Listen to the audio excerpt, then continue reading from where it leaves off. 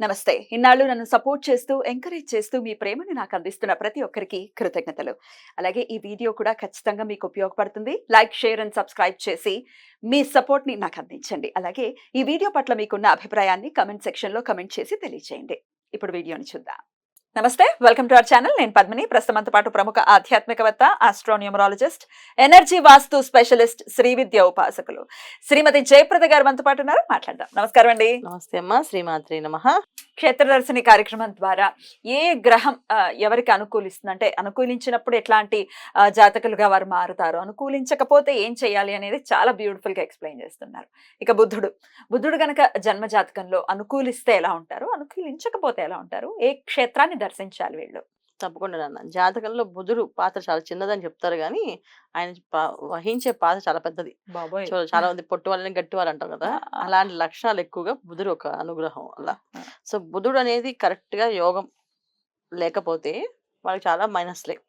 So first మనం plus points మారదాం. బుధుడు యోగిస్తే మంచి తెలివితేటలు.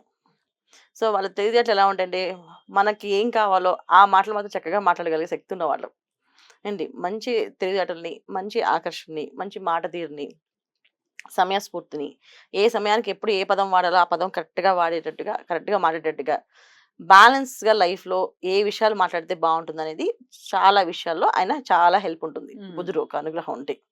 సో చాలా మంది చూడండి, సినిమాలో డైలాగ్ బాగా అటాచ్ అయిపోతుంటాం మనం. అబ్బా ఇంత బాగా రాశారు, ఇంత బాగా చెప్తున్నారు. ఇవన్నీ కూడా బుధుడు ఒక అనుగ్రహం ఉంటే వాళ్ళు ఇవి కథల్లో మాటలు, ఆ కథని అలా పండించగలుగుతారు. చిన్న విషయానైనా దాన్ని బాగా అనాలిసిస్ చేయగలుగుతారు, రాయగలుగుతారు. క్రియేటివిటీ చాలా ఎక్కువగా ఉంటుంది, బాగా రాస్తారు వీళ్ళు. తర్వాత మంచి మ్యూజిషియన్స్, మంచి తంత్ర మంత్ర యంత్ర శాస్త్రాల్లో నిష్ణాతులు. ఎందుకు అంటే వీళ్ళకి ఒక విషయం చెప్తే అది కొన్ని తంత్రాల్లో ఒక ముద్ర ఉంటుంది. ఆ ముద్ర మంత్రం రెండు కలిపి వేయాలి. చాలా మందికి అది మర్చిపోతుంటారు. సో అది యోగం లేకపోవడం వల్ల వీళ్ళు కరెక్ట్ గా గుర్తుపెట్టుకుని ఆ మంత్రం తంత్రం వేయగలుగుతారు.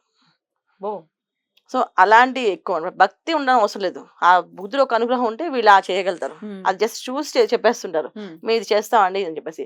చాలా మంది చూడండి, ఇప్పుడు మేము మ్యాజిక్ షోస్ చేస్తాం, ఇది మీకు మీ మనసులో ఏదో జస్ట్ ఇలా అనుకోండి, నేను చెప్తాను నెంబర్ అని. చాలా మంది టీవీ షోస్ లో వాటిలో కూడా రాసేస్తారు, నెంబర్లు రాస్తారు, ఇవి చేస్తారు. ఇవన్నీ వీళ్ళకి బుద్ధుడు ఒక అనుగ్రహం, కారకత్వం వల్ల వీళ్ళకి వస్తాయన్నమాట, యోగించే. సో ఇలాంటి ఆలోచనలు కలిగి సమయస్ఫూర్తితో కలిగిన విషయాలు ఎక్కువగా బుద్ధుడు అనుగ్రహం ఉంటుంది.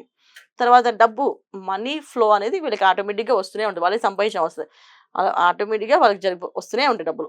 ఎందుకంటే వాళ్ళు చేసే ఒక షోకి 10 మంది వెంట పడతాం, మాకు చెక్ చేయండి, మాది చేయండి. అలాంటి లక్షణాలు ఎక్కువగా ఉంటాయి. బుధుడు అనుగ్రహించకపోతే అతిగా మాట్లాడతారు,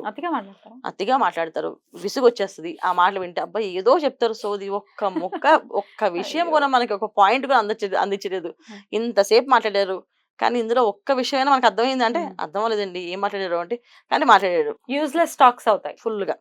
ఉపయోగం ఉండదంట, ఎదుటి వాళ్ళకి ఉపయోగపడదు, వాళ్ళకి ఉపయోగపడదు, ఎనర్జీ మొత్తం డౌన్ అవుతుంటుంది. ఇది వీళ్ళకి ఈ బుధుడు బాగాలేకపోతే.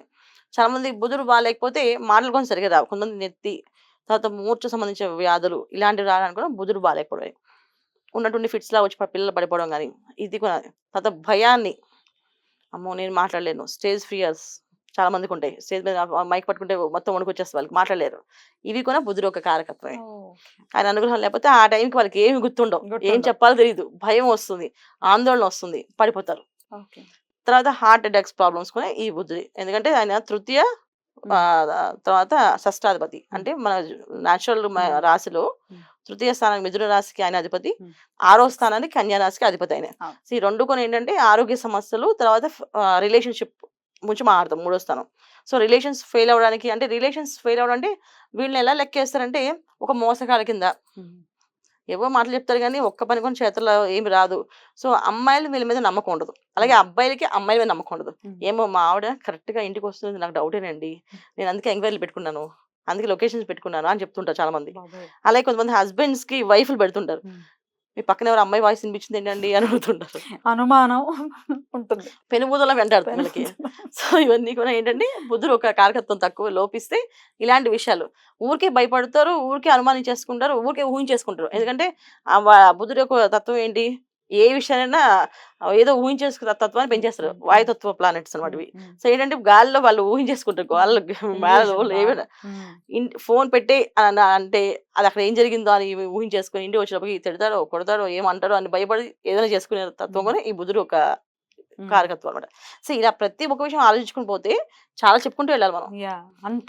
అంత ఉంది. రైట్.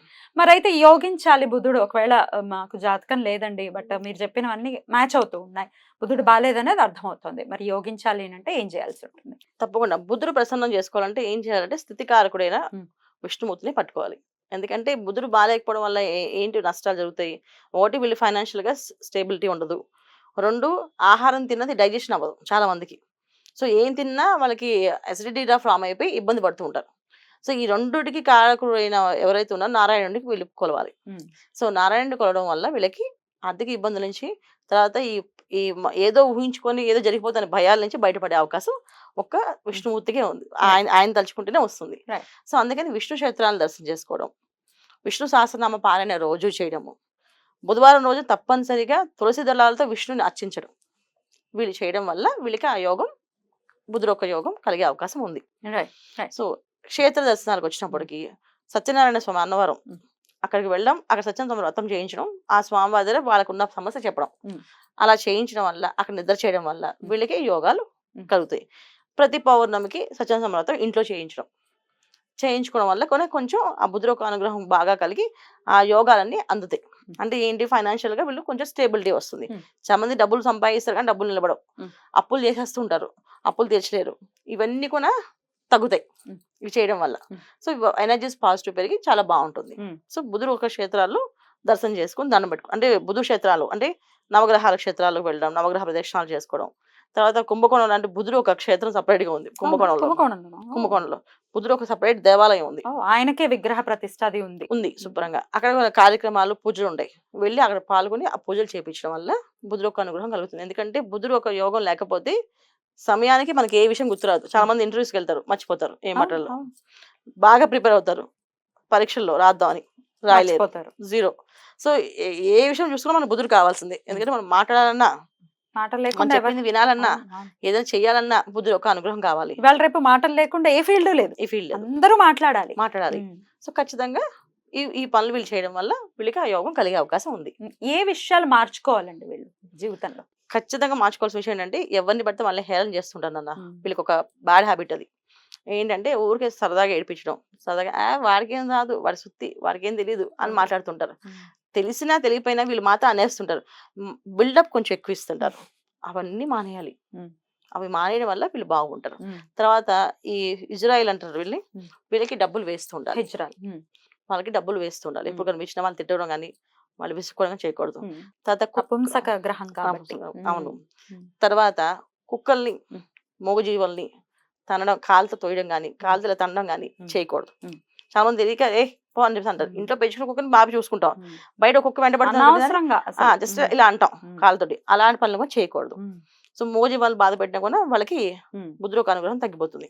సో అందుకని ఖచ్చితంగా వీళ్ళు చేయాల్సిన పని ఇవి. బ్యూటిఫుల్ అండి, చాలా చక్కగా వివరించారు. ఖచ్చితంగా ఇక విష్ణుమూర్తి అంటే ఇంకా బోల్డ్ అన్ని క్షేత్రాలు చక్కగా వెళ్ళొచ్చు ఆనందంగా. తిరుపతి హ్యాపీగా, తిరుపతికి మించిన క్షేత్రం ఏముంటుంది? తిరుపతి కలియుగ ప్రత్యక్ష దైవం. అద్భుతం అండి. బుధుడు అనుగ్రహం ప్రతి ఒక్కరు పొంది, బుద్ధికి కారకుడు కాబట్టి ఆ బుద్ధి బాగుండాలి, వికసించాలి చక్కటి సన్మార్గంలో అని మనస్ఫూర్తిగా కోరుకుంటూ చాలా అద్భుతంగా వివరిస్తూ ఉన్నారు. ఇక నెక్స్ట్ ఎపిసోడ్ లో మరిన్ని గ్రహాల గురించి. శ్రీమాత్రే నమః.